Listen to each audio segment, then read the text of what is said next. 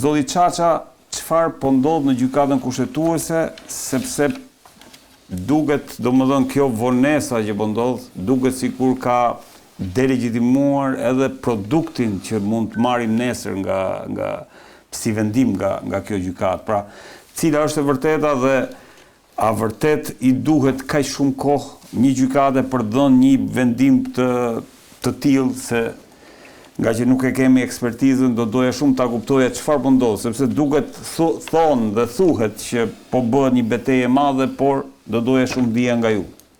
Shiko, në këtë situatë fatikisht që jemi përpara kësaj vendimarrje, deri diku po themi paragjykimi është i ligjshëm. Pra ta paragjykosh që po ndodhin gjë të tillë që ti sapo citove. Është i ligjshëm sepse nuk e kemi parë në rastet e tjera kur ndoshta 2 herë është mbledhur gjykata kushtetuese dhe disa gjyqtar ose nuk e dim sa 1, 2 apo të gjithë akoma nuk kanë krijuar bindjen e brendshme në mënyrë që të kenë marrë një vendim, pra për sa i përket çështjes. Dhe në këto kushte gjykata kushtetuese nuk mund të marrë një votim, pra nuk ka një votim, sepse kështu quhet në fakt. Pavarësisht ajo bëhet në dhomë këshillimi dhe nuk bëhet, po themi, në praninë palëve, qoftë edhe marrja i vendimit. Pra nuk kemi proklamacion vendimarrje siç ndodh në gjykatat e tjera, ose më themi në sistemin gjyqësor. Këtu vendimarrja merret në dhomë këshillimi dhe thjesht njoftohet, po themi, publiku, palët, siç ndodh paktën edhe në rastet e tjera. Unë mendoj dhe gjykoj që nuk është një çështje kaq e lehtë sa besoj dhe mediat të kohët e fundit e kanë bërë. Duke qenë me këmbë në tokë, është një çështje e rëndësishme. Besoj që do kemi të bëjmë më pas me një precedent shumë të rëndësishëm për sa i përket gjitha situatave analoge. Askush nuk e kishte menduar kurrë që mund të kishte një situatë të tillë në aspektin administrativ që mund të pezullohej një zëvendës kryeministri, pra numri 2 i qeverisë, por edhe thjesht një antar i kabinetit, pra një antar i qeverie. Dhe normalisht tashmë gjykata kushtetuese do duhet që t'japë një përgjigje kushtetuese fatikisht gjithë atyre po themi kërkesave në ankimin që ka bërë kryeministri në lidhje me cënimin e parimit të ndarjes pushteteve, në lidhje me po themi atë konflikt kompetencas i cili është hipotetik nëse ekziston apo jo, në gjykimin tim nuk ekziston, por edhe për sa i përket garancisë kushtetuese që duhet ketë pra një antar i kabinetit duke qenë se ka imunitetin e deputetit. Të gjitha këtyre përgjigjeve, tani njerëzit thonë që po pse kaq shumë kohë duhet, mjafton 1 ditë, 2 ditë, 3 ditë, mund duhen edhe 10 sekonda që një gjyqtar të krijojë bindjen e brendshme për një çështje të caktuar. Por mund të duhen edhe 1 muaj. Pra jo domosdoshmërisht, pra unë nuk dua ta lidh, pra as nuk e mendoj që gjithë kjo të zgjatje ndodh për faktin se ka një presion të jashtëzakonshëm, po të ishte kështu. Kryetari i opozitës sa sot ka një presion të jashtëzakonshëm. Kryetari i opozitës ka agjendën, një antar i gjykatës është kryetari i opozitës ka agjendën e vet, e din ai se çfarë thotë. Ne po flasim pak më ftohtë, edhe po themi në një nivel po themi profesional. Është normale dhe deri diku unë e quaj normale, nuk dua ta mendoj fare këtë idenë që ka presion dhe prandaj nuk po japin vendim. Madje për mua nuk ka shumë rëndësi, po themi, kohë zgjatja, fati për të marrë një vendim. Rëndësi ka çfarë vendimi do marrin. Cilësia e vendimit është e rëndësishme.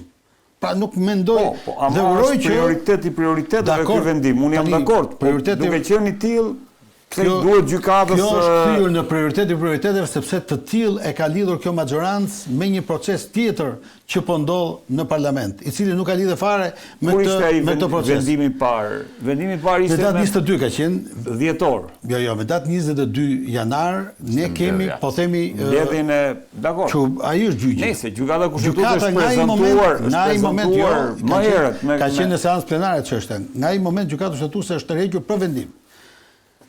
Kjo është zyrtarisht, është tërhequr për vendim nga ai moment, të cilën faktikisht e jep brenda një afati prej 30 ditorë, nëse nuk gaboj Rezi.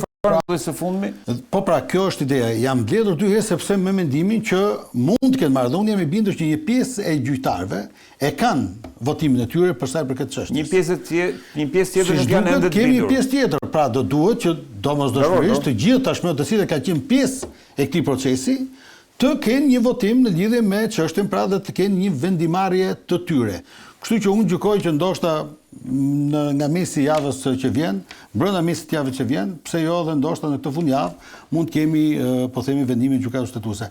Por kjo është e lidhur, unë mendoj që është e lidhur është stisur po themi një lidhje tashmë që është bërë me procese tjetër që është në parlament, në Këshillin e Mandateve Rregullore që nuk ka lidhje fare. Këtu kemi një kërkesë tjetër ose një ankim, po themi lidhje me pezullimin, ndërsa këtu kemi një kërkesë nga ato më normalet që në rast të tilla prokuroria pra SPAK ka bërë në lidhje me autorizimin për të kërkuar më pas në gjykatën vlefshmërinë e arrestit për sa i përket arrestit në shtëpi apo arrestit në burg. Kështu që në gjykimin tim uroj që e gjitha kjo nuk ka të bëjë me presion dhe me gjëra tjera, por ka të bëjë me procesin e vendimarrjes, i cili mund të edhe të kërkoj pak më tepër kohë. Ky është mendimi im. Avokat, si e shikon këtë? Presion sepse diskutohet për një vendim që le të themi i jep në dorë nesër drejtësisë një mundësi për të goditur drejt për drejt ekzekutivin, Këshillin e Ministrave. Atëherë, se ky është formulimi mediatik i çështjes. Formulimi mediatik i çështjes është ky, që gjykata kushtetuese do marrë një vendim që do ta lejojë sot nesër drejtësinë të godasë ekzekutivin. Nuk është ky thelbi i diskutimit publik. Thelbi i diskutimit publik është a duhet gjykata kushtetuese të vërë në balancë interesin për të ruajtur hetimin, që është rasti konkret masa e pezullimit për me cilën ruhet hetimi, apo duhet gjykata kushtetuese të ruajë interesin publik që është këtë rast ushtrimi i funksionit ministrit. To janë dy pyetjet që ka, ose kjo është peshori që ka gjykata kushtetuese përballë vetes. Dhe në këtë pikë, kjo nuk është një çështje emergjente, është një çështje që ka në ndjesit menjëhershme që duhet patjetër gjykata të lidhet ta marrë këtë vendimin shpejt. Jo mo. Madje me kërkesën e re që ka bërë prokuroria në parlament. Ka ndonjë vlerë, ka ndonjë vlerë, ka vlerë në kuptimin, po themi juridik, në lidhje me precedentin. Atje është e rëndësishme që procesi nuk duhet zvarritet. Atje do duhet të jepet përgjigje prokurorisë. Po, tek Këshilli i Mandateve. Procesi i gjykatës kushtetuese mund të marrë gjithë kohën e mundshme sepse sot që flasim, ministra është në detyrë, e ushtron funksionin, prokuroria vazhdon hetimin dhe për më tepër e ka thelluar hetimin se ka shkuar me një kërkesë për një masë më të egër ose më të rëndë se ajo që është sot në diskutim gjykata kushtetuese. Kështu që nëse e mori gjykata kushtetuese brenda kësaj jave, apo e mori brenda javës tjetër, apo e mori mas 2 javë. Nëse SPAK vlerëson se në atë pozicion ajo rrezikon të prishi provat, gjykata kushtetuese duhet nxitojë. Po nuk është ky diskutimi i gjykatës kushtetuese. Po atëherë nuk është ky diskutimi i gjykatës kushtetuese. Gjykata kushtetuese diskutimi është, prandaj i vë theksin sa herët.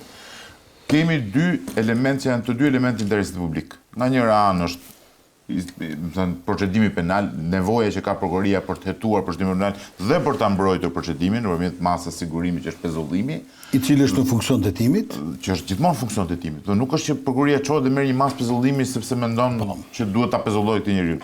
Merr një masë pezullimi se pretendon që ky person në ushtrim të funksioni mund të prishë hetimin. Dhe masa është në funksion të mbrojtjes së procesit hetimor. Dhe kjo është njëra anë e medaljes, ky është interes publik, se ne si qytetarë kemi interes që prokuroria të ketë mundësi të hetojë, që hetimi të jetë i plot, mos cënohet, dhe nëse ka element fajt, personi do dënohet në fund ditës. Në krau tjetër ka edhe një interes po prapë që është publik, që është aftësia e administratës publike, në këtë rast ministrit, funksionit ministrit, që ta ushtrojë funksionin. Dhe ky është interes publik, nuk është thjesht interes i qeverisë. Ajo që bën qeveria është pjesë e lojës politike për të mbajtur në një diskurs publik gjithë të procesin. Por në realitet, gjykata kushtetuese ka këto dy gjëra në balancë. Dhe kjo vendimarrja e gjykatës kushtetuese nuk ka asnjë lloj lidhje me nevojën për shpejtësi. Zero shpejtësi. Ky proces mund të vazhdojë, gjykata të mendohet mirë, sepse këtu ti ke një të drejtë të pjesëshme. Vendimi i gjykatës kushtetuese do krijojë një precedent, do bëjë dhe një interpretim të shtërues të ligjit, që do të thotë do krijohet hapësira ose që prokuroria ta ketë gjithmonë këtë elementi në dorë, mundësi që të pezullojë administratën publike nga ushtrimi i funksionit për shkak të nevojave të hetimit, ose do ta mbyll këtë derë duke i thënë që ti këtë element nuk e përdor dot, duhet të shkosh gjithmonë në parlament dhe të kërkosh autorizimin. A ka presion avokat sa kohë dhe këtu tani unë kam atë të drejtën time të kem dyshimet e mia për shkak se përpara se të merret vendimi e ngarkuara me punë e ambasadës amerikane, bëri një vizitë në gjykatën kushtetuese. Pra, a ka presion, a ka një betejë brenda për brenda? Kësaj pyetjes do të përgjigjem me një gjysmë pyetje dhe me një gjysmë përgjigje.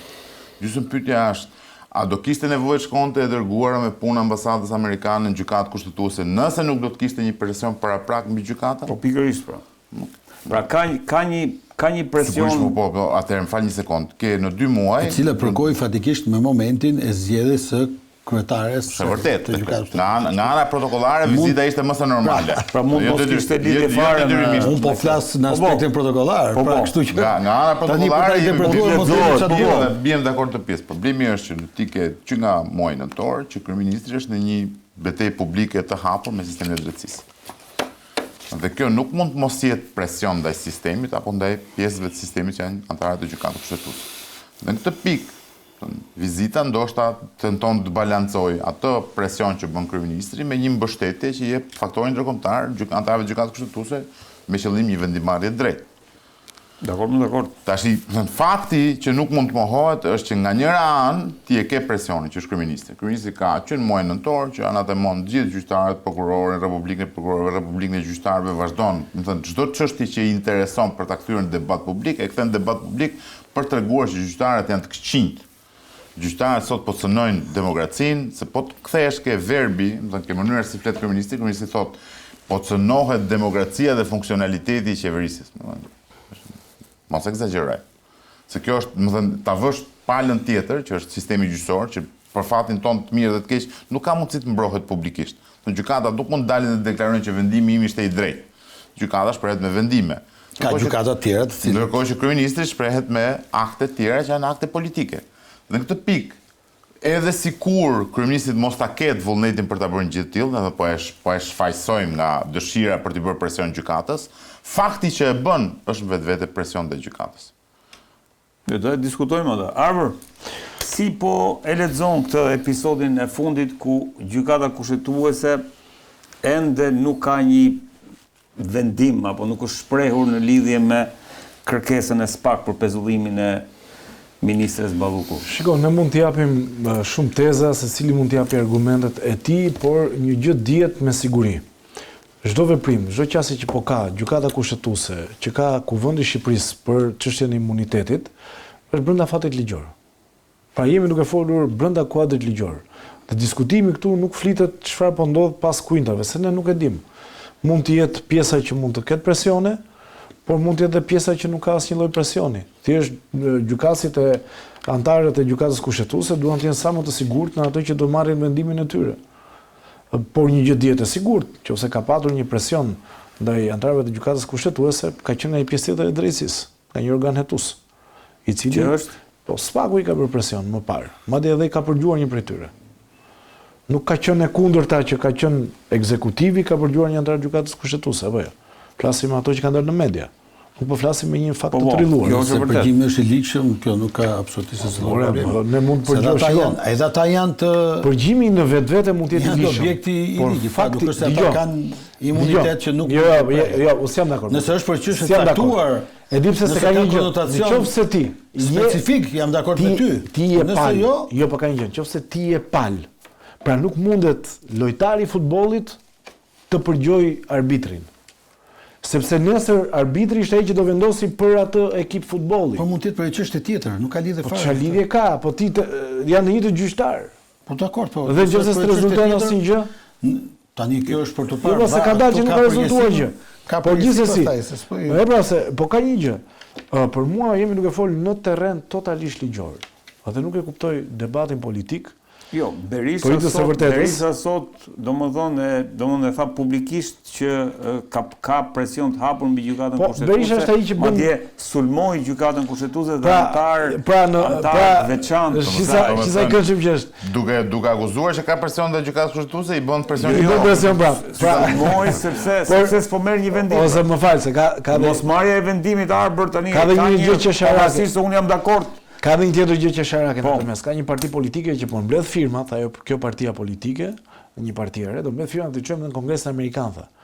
Firmat për mbështetur SPAK-un. Tashin SPAK-u mbështetje ka ligjore, ka morale, patjetër, po nuk është kauz në vetvete.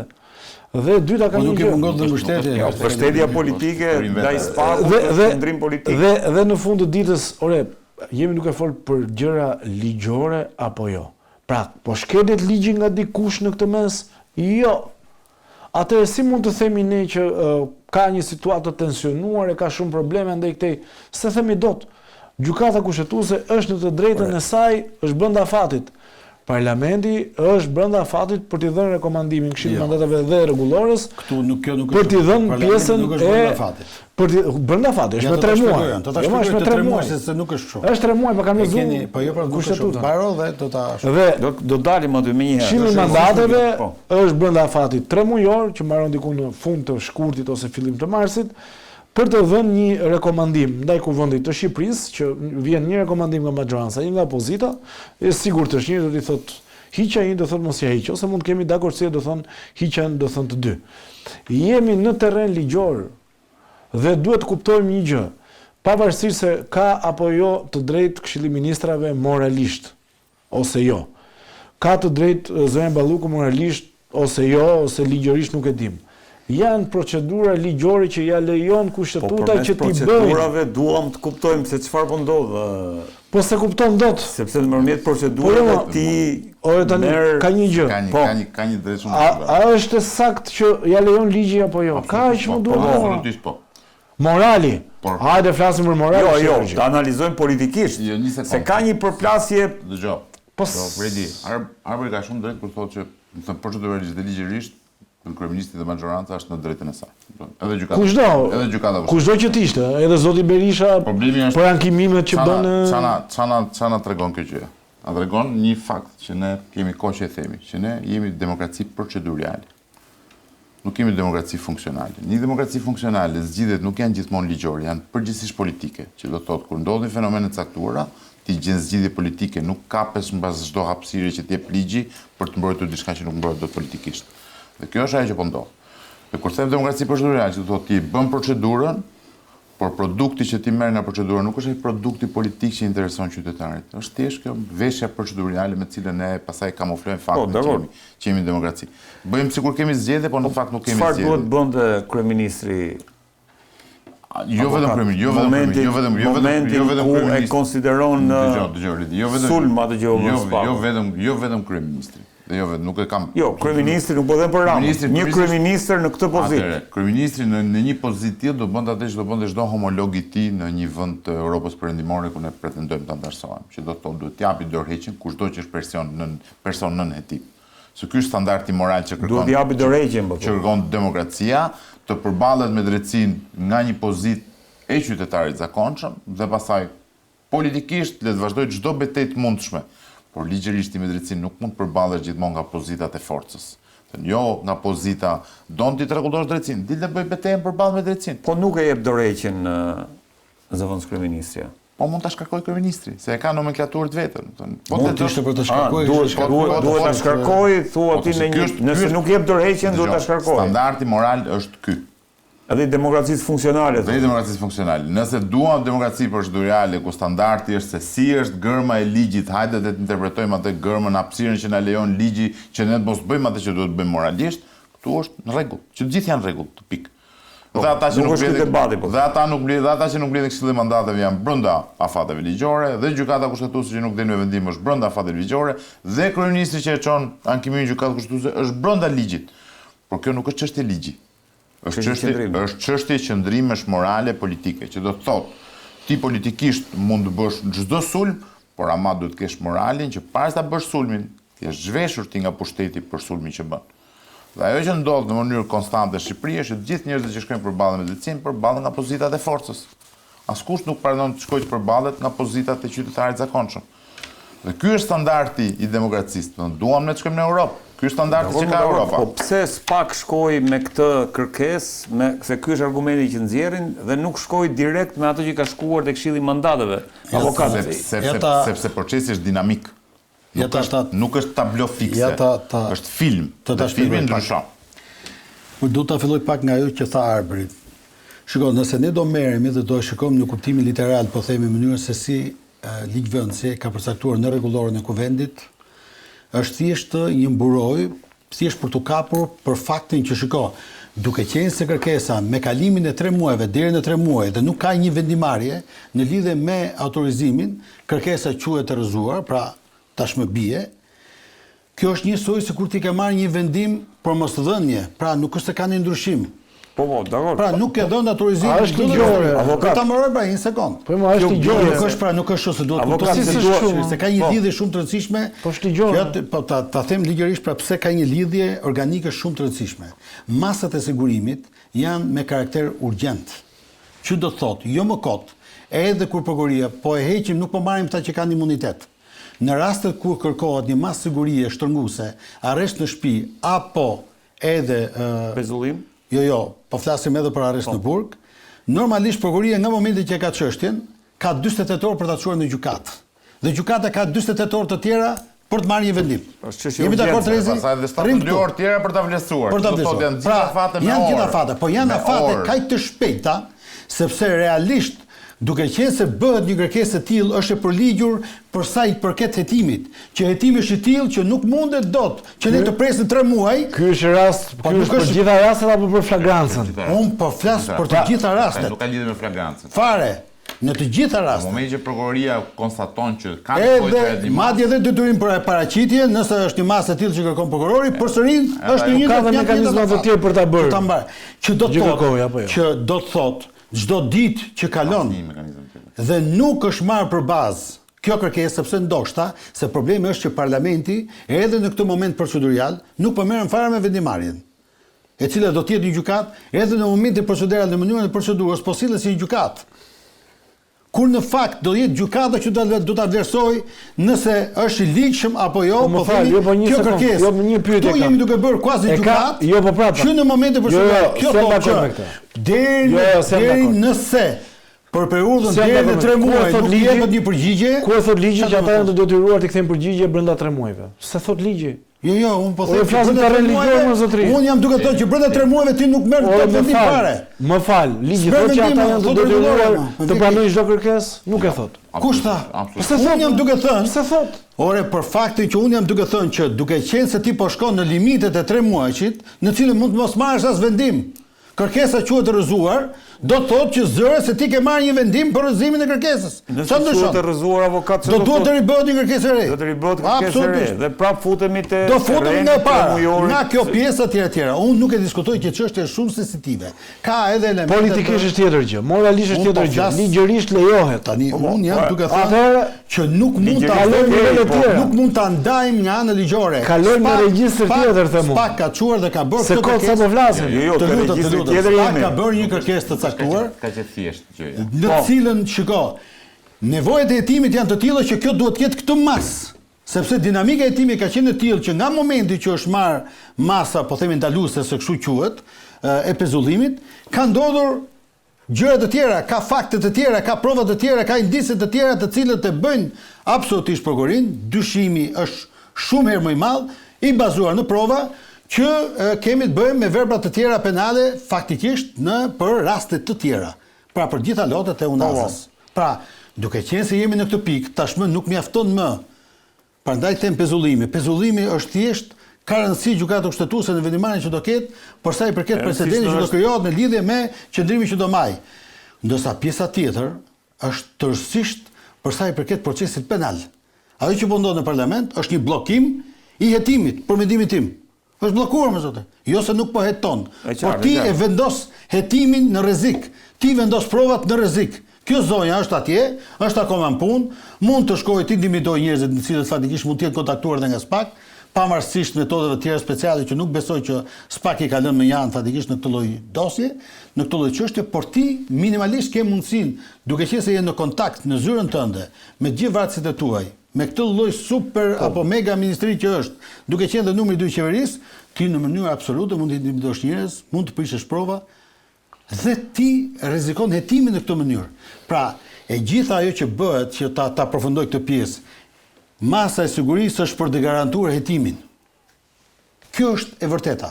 Masat e sigurisë janë për të garantuar hetimin në mënyrë që organet e prokurorisë në mënyrë absolute të ketë të gjithë potencialin e duhur për të hetuar maksimalisht në lidhje me çështjen. Kjo është.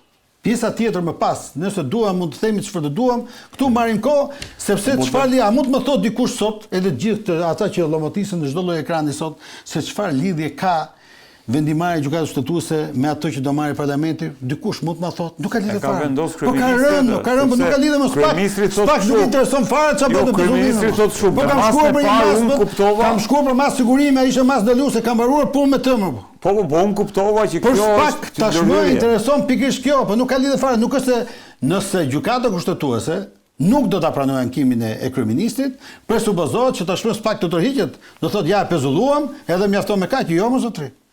Tashmë hetimi kërkon tjetër gjë, që kjo jo vetëm që mos jetë në funksionin kushtetues shtetëror si ministre apo zëvendës kryeministre, por kjo do duhet jetë minimalisht në arrest në burg, maksimalisht nuk e di, apo e kundërta në arrest në burg apo në arrest shtëpie. Kështu që për mendimin tim, e gjitha kjo retorik tashmë është një narrativ madje e rrezikshme kjo. Kjo pjesa të presim çdo ndodh atje, se ndoshta mund të ketë edhe një qendrim tjetër nga SPAK. SPAK e ka bërë kërkesën, e ka lënë aty. Ka mbaruar kjo. Ku po shkojmë, avokat? Domethënë, si e lexon këtë strategji kryeministrit? A do ta lëshoj Ballukun, a ka, domethënë, si ta lexojmë në kuptimin e lojrave procedurale? Domethënë, a po shkojmë tek një çështje ku mund të rrëzohet, mund të rikthehemi dhe Balluku, domethënë, të vazhdoj me imunitet deri sa të mbarojë mandati i kësaj qeverie, apo deri dhe një mandat tjetër nëse do ketë ligjërisht dhe proceduralisht kryeministri mund ta bëjë këtë gjë. Mund ta bëjë këtë gjë. Pra Balluku mund mbetet, po çdo bëj SPAK në rastin. SPAK do vazhdoj hetimin. Do vazhdoj gjykimin. Kjo nuk ka lidhje me SPAK, kjo ka lidhje me masën e sigurimit. Ajo që do të ndodhë, më thënë, që të kuptojmë një gjë. Ajo që shkon në Këshillin e Mandateve, dhe Çaça e thot shumë mirë këtë pjesën dhe në mënyrë shumë koncize, logjika e Këshillit të Mandateve është logjika e shpejtësisë, që thot vi për diçka që unë kam urgjente, që ti duhet ta shqyrtosh në mënyrë urgjente. Kjo ka. Është e vërtetë që rregulloria e parlamentit nuk ka vënë afate dhe ka një vakum në raport me mënyrën se si duhet të rregullohet mbledhja e Këshillit të Mandateve, që do të thotë ligjërisht Këshilli i Mandateve mund mos mbledhet asnjëherë. Por fryma e ligjit nuk është kjo. Edhe fryma e rregullores nuk është kjo. Se pavarësisht se jo gjithçka, më thënë, kemi parasysh që jo gjithçka rregullohet me ligj. Ligji ka gërm, po ka dhe frymë. Që të është vërtetë që gërma e ligjit nuk e përcakton që ti do ta mbledhësh me një herë, por fryma është Këshilli i Mandateve mblidhet shpejt për arsye pse sepse kërkesa është kërkesë urgjente dhe ka për qëllim që të marrë masë urgjente. Dhe përpos kësaj ti ke edhe praktikë parlamentare. Nuk është që kjo është një rast i parë që në Parlamentin e Republikës së Shqipërisë dhe tash po krijojmë, nuk dim çfarë të bëjmë se nuk e kemi bërë. Madje kur e kanë rrëzuar kërkesën, po janë mbledhur. Mbledhja është bërë shpejt. Është rrëzuar. Që do të thotë. Jo, as kanë ndërmend të mbledhen. Në rastin Tahiri. Pa një vendim kushtetues nuk do mbledhen. Procedura dhe vendimi janë dy gjëra krejt ndryshme. Procedura kërkon që ti të marrësh ta shqyrtosh kërkesën. Vendimarrja është seancës plenare. Këshilli i Mandateve nuk e kushzon dot seancën plenare çfarë vendimi do marrë. Absolutisht. Madje edhe sa zjat.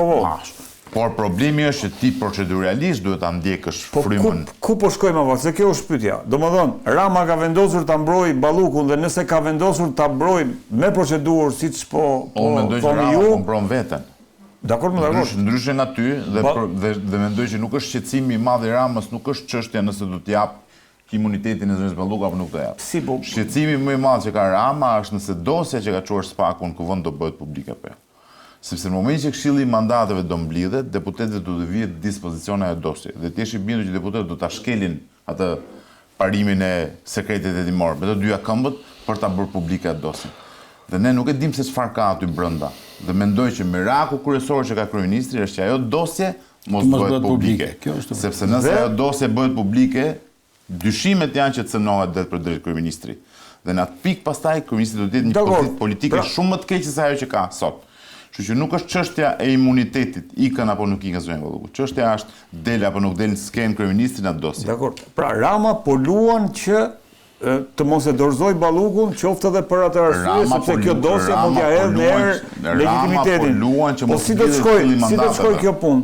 Po që nuk do mblidhet Këshilli i Mandateve, pastaj SPAK. Balluku do vazhdojë të mbetet zëvendës kryeministre, SPAK do të vazhdojë hetimin, cili do jetë fati ligjor i Ballukut. Të qartësojmë një gjë për publikun. Procedura e mbledhjes së Këshillit të Mandateve nuk garanton që ndaj zëvendës Ballukut merret një masë sigurimi. Masa e sigurimit do shkojë prapë nëpër filtrin e gjykatës, do shkojë një kërkesë në gjykatë, gjykata do të vendosë nëse janë kushte apo nuk janë kushtet. Kështu që procedura në Këshillin e Mandateve jo automatikisht do thotë njëkohësisht dhe masë sigurimi, që është e para. E dyta, procesi penal ka filluar. Ai do vazhdoj Dhe rrugën ai proces penal do vazhdoj rrugën e vet. Dhe kur merr një vendim të formës prerë, kur të marrë një vendim formës prerë, do të varet nga vendimi, do të a jetë e fashë mbron imuniteti nga një vendim i formës prerë? Imuniteti të mbron deri në fazën hetimore, që bilezi jo në fazën hetimore, të mbron që ndaj te mos kryen disa veprime të caktuara, siç është masa e sigurimit, heqja e lirisë apo kontrolli i banesës. Kto janë kufizimet që krijon mbrojtja që krijon imuniteti. Por te këtyre prokuroria është e lirë të bëjë çdo hetim. Pas një vendimi të formës prerë nesër gjykatës se ta marrë harbi, se ka një abuzim shumë të madh për atë që ka studiuar edhe institutin e imunitetit, po flas në kuptimin strikt të fjalës, duket sikur ka këtë imunitetin që as mund se prek dot deputetin e tjerë.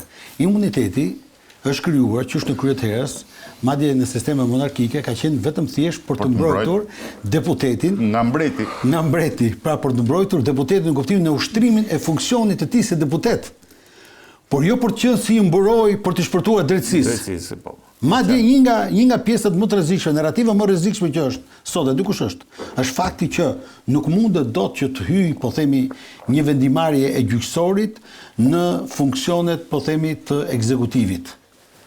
Po ta marrim nga ana tjetër, a nuk është e rrezikshme që mund të bëhet qeveria ose po themi Këshilli i Ministrave një streh për të inkriminuar në mënyrë që të shpëtojnë drejtësisë, sepse ata kanë imunitet ashtu si edhe deputeti? Nuk mundemi dot. Pra të krijojmë këtë lloj strehe, këtë lloj mburoje. Problemi ekziston që SPAK nuk po kërkon asgjë më shumë dhe asgjë më pak se sa ta zhvesh këtë zonjën nga ai privilegj që ekziston që quhet imunitet, ta barazojë me gjithë qytetarët e tjerë dhe të shkojë atje të mbrohet në gjykat. Kaq po kërkon SPAK. Nuk e di Morezi, jam i qartë, kaq. Shiko, ka një gjë. Mua më duket si një lloj repertori i dëgjuar edhe më herët. Ku dëgjuar më herët? U thanë të njëjta gjëra për zotin Beqaj, Ilir Beqaj. Shkoi si shkoi historia. U thanë të njëjta gjëra për zotin Veliaj. SPAK nuk e prek dot Veliaj, i tha kolekte mi, mbani mend. Tha do ikit te kolekt, takoi sa kolekte mi, tha. Zoti Veliaj. Pra, në një farë mënyre është një repertor që ne kemi dëgjuar. Pora ky bie Rama, pora ky bie Rama, pora ky bie Rama. Ka rënë 63 zyrtar të nivelit të lartë. Unë nuk besoj që zoti Veliaj ishte një zyrtar i nivelit të ulët. Ra zoti Veliaj 3 muaj më pas Partia Socialiste fitoi zgjedhje me rezultat më të se kishte fituar më. Me narrativën që SPAK komandohet nga Rama. Këtu Jo, po them ato, unë po them për çfarë flitet. Po për pjesën tjetër. Jo, çfarë flitet. Dhe tani unë besoj e njëjta gjë. Rama ka parë diçka që nuk shkon. Unë besoj që Rama nuk e ka probleme fare me kërkesën që ka patur SPAK për arrestimin e zonjës Balluku, sepse ishte një kërkesë ligjore, nuk e ka patur aty. Por e ka patur me kërkesën e parë për pezullim. Pra gjithë thelbi këtij diskutimi është kërkesa dhe marrja e vendimit nga GKK-ja për të pezulluar zëvendës kryeministrën. Aty fillon gjithë debati. Dhe shkojmë pak më larg. Në syt e Ramës flasun, po bëj interpretimin. A është kjo diçka që shkon brenda kuadrit ligjor apo mos ndoshta e drejta morale që ka prokuroria e SPAK-ut? Pra gjithë ato vite që ka patur pandëshkueshmëri, zyrtarë në nivelit të lartë që nuk janë arrestuar, korrupsion që ka gryer ekonominë e vendit dhe që është ende shumë i fortë. Dhe mos ndoshta gjithë ky vull, gjithë kjo mungesë që ka qenë në gjithë hapësirën shqiptare në gjithë këto vite, ka bërë që SPAK të tejkalojë procedurat. Avokatët thonë që janë tejkaluar procedurat në shumë raste, nuk e them unë. Ekspertët e ligjit thonë që në shumë raste janë tejkaluar, janë marrë telefon, nuk janë pyetur, janë marrë deklarime pa avokat, janë marrë pa avokat. Ka pastaj një situatë shumë problematike në paraburgim dhe kur shikon pastaj që vjen një kërkesë për pezullim nga ana e SPAK-ut. Ajo kërkesë të rrëzohet për momentin nga gjykata kushtetuese, pezullohet pezullimi dhe më njëherë pasaj të vjen një tjetër kërkesë për arrestim. Pra Rama Zosha shikon një tendencë nga ana e prokurorisë posaçme. Dhe thot prit, kjo është vije kuqe. Se ishte vije kuqe, jo se është vije kuqe se ikën Balluku dhe bie Rama. Unë nuk besoj se Rama është një kryeminist i shantazhueshëm. E tregoj me Sajmir Tahirin që ishte fare i pashantazhueshëm. E tregoj me Erion Veliajin. SPAK ka hyrë në parlamentin e kryeministrisë, kjo duket. Po kjo s'ka edhe me Ballukun. Po kjo nuk diskutohet fare. Besoj që koha do të tregojë që kjo nuk diskutohet fare. Kjo nuk diskutohet fare. Jo, s'është roz fare, nuk ishte roz. Avokat direkt e ke fjalën. Po ka një gjë. Pra Rama po i tregon që dakord, mendoj unë, ti po heton, ke drejtën bësh kërkesa për arrestim, po me pezullimin që kishe. E dyta, i thotë një gjë tjetër, po orientohet s'pak, sepse ky është një debat që e kam hasur me juristë të tjerë, apo orientohet s'pak drejt fitoreve të shpejta dhe fitoreve në opinion, apo po orientohet drejt proceseve cilësore, drejt fitoreve përfundimtare. Alqi Bllako, rasti Alqi Bllakos, kaloi më shumë kohë para burgim, se sa ishte dënimi. Doli. Por ama mori dënim. Doli. Jo, po prit pak. Procesi ishte problematik, sepse ti e mbajte në paraburgim më shumë se sa ishte çështja e dënimit. Shkele procedurë, më zotri. E drejta morale nuk duhet të te kaloj procedurë, demokracia është procedurë, janë disa fitra që duhet kalosh. S'pak mund të ketë drejt morale, nuk e diskutoj fare. Gjitho vite korrupsion e thash, por ka një gjë, duhet bazohesh në drejtën ligjore, që do thot, apo orientohesh drejt fitoreve të shpejta, që do thot, e merr një zyrtar të nivelit lartë, mund të ketë bërë korrupsion, të gjithë ata që kanë bërë është qëndrimi prenga në ime, duhet vuajnë pasojat, e merr e fut në burg. Pastaj zgjat hetimet një 4-5 vite. Si që nga kjo? Fitore për një prokurori quhet shkalla e fundit e gjyqësorit. Nuk futet deklarimi fajtor, nuk futet fitore, futja në burg. Dhe çfarë ndodh? Sepse e thash rastin e Alqi Bllakos dhe të Lefter Kokës, sepse kur janë bërë statistikat, raportet, është quajtur 3 herë Alqi Bllako, 3 herë është quajtur Lefter Koka. Për këtë. Dhe janë marrë sigurisht 6 zyrtarë të dënuar në total, ndërkohë ata ishin 2. Pra, sensacioni, statistika, apo bëhet në dëm të procedurave ligjore? Tani, unë jam dhe ata njerëz si po e them hapur, kush ka vjedh, kush ka bërë korrupsion në këtë vend, duhet shkojnë në burg të gjithë emrat, nuk përjashtoj asnjë. Por ka një gjë, edhe ai që vret ka drejtën që të bëjë një proces normal. Nuk mund futesh, kemi rastin e Ilir Metës. E ke futur në burg, ndërkohë çfarë provash do prishen për një çështje që ka ndodhur para 10 vitesh. Erion Veliaj s'ka kaluar ende për gjykim. Tani duhet ka kaluar për gjykim. Po sa po ka kaluar, e kupton? Do bën një 8 seanca që shtynë po ai. Pra ka një problem. Ka një problem në këtë mes. Problemi kush është? Ore, fitoria e shpejtë. A mund të kthehet ajo që më shqetëson mua? Nuk më shqetëson fati asnjëri. Fitoria e shpejtë, kapja futja në burg. Statistikat jemi shumë dakord. Është ndryshe. Shumë dakord, por ka një gjë. Në fund fare, nëse këta dalin me 2 vite, me 1 vit burgim, siç dolën, sepse i quhet edhe para burgimit, quhet 2 fishë etj. Ku ishte më zotri? Dhe mbi gjitha, dëmi financiar që ka qenë shumë i madh sipas hetimit. A është kapur ndonjë para? Pra ka një hetim cilësor, sepse mua më duket rruga më shpejt, kapë futen burg. Është shumë e kollajt kjo gjë.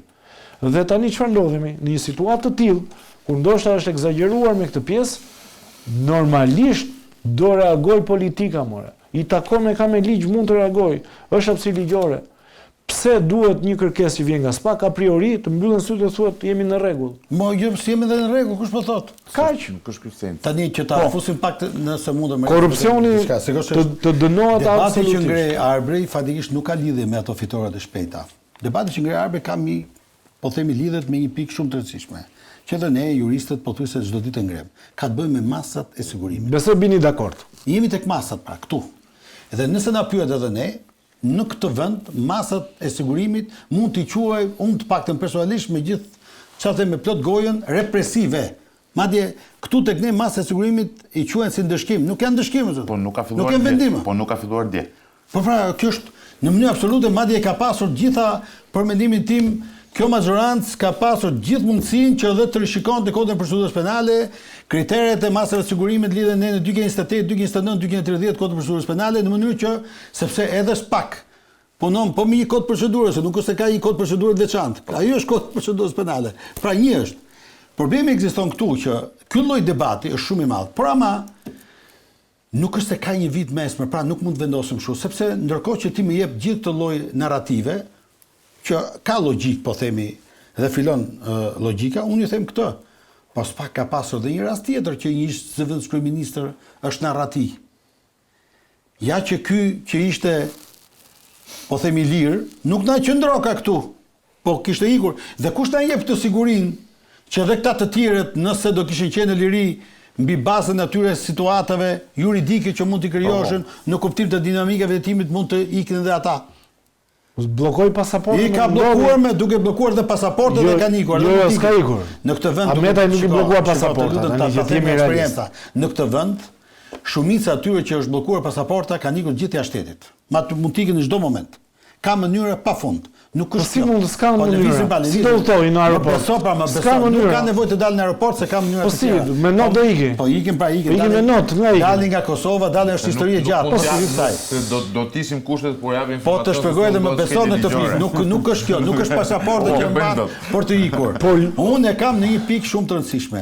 Ato duhet të rishikohen masa e sigurimit po apo jo. Masa do duhet të jetë masa më e përshtatshme në lidhje me jeta mua që ka një orientim drejt fitorëve të shpejta ka fitorëve të shpejtë e quan masën. Po se quaj unë. Dakor, se quaj unë. Është vetë spaku që unë jam dakord, po kur ne ngrem këtë fitore quhet në shkallën e nivelit të fundit. Është i pabesueshëm ky kryeminist, ma dëgjoj këtë dhe ma beso. Kjo është politike. Jo më të lutem, më ngre zërin se kur arrestohet Veliaj dhe nuk më ngre zërin për gjithë ata qytetarë që çdo ditë arrestohen në këtë vend. Arrestohen në mënyrë të padrejtë, ma beso këtë. Po shumë dakord, no. Se janë vendimare pa fund që ne fatikisht nga gjykata shkallës parë, të cilët ndryshohen në apel, sepse realisht ne bëmi abuzim total. Ore quhen dëshkimor. Po flasim unë dhe ti këtu më. Edhe kopia alkolike po themin që kemi detimin mjedhur në pa rregullt, kemi arrest me burg. Është skandaloze mos. E ëndësht. Ja pra ta ngrim zërin. Tani, po pra ta ngrihen edhe për qytetarin, pra jo sepse politika po shkon prapa hekurave. Nga që politika po shkon prapa hekurave, tani do të grep zërin se po ta hyjnë këta të mëdhenj në burg. Jo, s'është fare aty. Po ne të hyjnë edhe këta, ose se kanë hyrë të tjerë me ashtu. Ose ta zbatojmë siç duhet. Madje të bëjmë një kod tjetër për çdo penale për mendimin tim, ka ardhur koha dhe duhet të rishikohen masa e sigurimit. Fakti që kemi më shumë parabugosur në këtë vend. Se sa të dënuar do të thotë që realisht nuk kemi në rrugën e duhur. Por vetëm një ka diçka, po ka diçka. Duhet patjetër më duhet ndodhi. Madje kemi disa masa sigurimi që ka disa emisione edhe për qytetarët. Kemi disa masa sigurimi që nuk ekzistojnë fare, janë vetëm të shkruar në letër. Po garanci pasurore. Garanci pasurore, më thuaj sa veta jam me garanci pasurore në këtë vend. Dakor, po them. Më thuaj më sa veta jam. Ka një gjë. Futemi te detajet. Ju njëni sistemin se përballeni për ditë. Për ditë më jemi. Ne tani po flas, ne që merremi me opinionin publik, me emisione, me gjëra, ne nuk ndjekim dot çdo rast sporadik që ndodh në gjykat, por do të ndodhi një gjë e madhe që ne të kthejmë vëmendjen atje. Kjo është arsyeja. Tani kaq. Ka një problem e para punës. Kryeministri ka ja 2 vjet që dhe i bie gjoksit. Po kjo është mendimi im, sa i mund të ketë hallin e tij, siç thon juristët, do mund të jetë kjo. Unë nuk e di, unë do jap mendimin tim ftohtë. Historia është e tillë. Kryeministri ka një 2 vjet që del televizion dhe na thotë në fjalë që amerikanët kanë bërë Nocorrocon, drejtësia e re është produkti i Partisë Socialiste. Nëse kjo drejtësia e re që është produkti i Partisë Socialiste ka gjithë këto probleme të cilat kryeministri po del dhe po t'i thotë sot. Atëherë minimalisht ky zotëria duhet dalë dhe thotë na falni se këtë drejtësinë e re nuk e bëm siç duhet. Duhet bëjmë ca rregullime. Dhe dalit i thot opinionit publik se çfarë rregullimesh duhen bërë në sistemin e drejtësisë së re. 1. E dyta, çështja e paraburgimit nuk është një çështje që ka lindur dje. Është një çështje që ka 10 vjet që vazhdon në të njëjtën formë. Dhe kemi 10 vjet ne që merremi me këtë fushë, flasim në të njëjtën formë, në të gjitha nivelet e gjykatave dhe në të gjitha vendet që kemi pas akses publik. Problemi është që nuk mund të përdoret ky si kal beteje politikisht në momentin që kryeministri vjen veza. Çështja është shumë e thjeshtë. Ti zotëri dashur, sot je drejtuesi i maxhorancës që ka numër të mjaftueshëm mandatesh për të korrigjuar këto defekt kodin e procedurës penale. Ti nuk mund të dalësh thua tankohesh që drejtësia po bën këto. Ti ke mundësinë që të veprosh në 83 mandate, madje ke 90. Po unë se përmenda kryeministrin në fjalën time. Flasim për këto. Jo, dakor, e kuptoj. Është një shqetësim, atëherë kemi ne iniciative nga ata do vinë. Jo, ka një gjë, por në momentin që ngrihet si shqetësim thuhet po prit, ti e bën se ke interesin tënd, vjen presioni që mos bëhet ndërhyrje.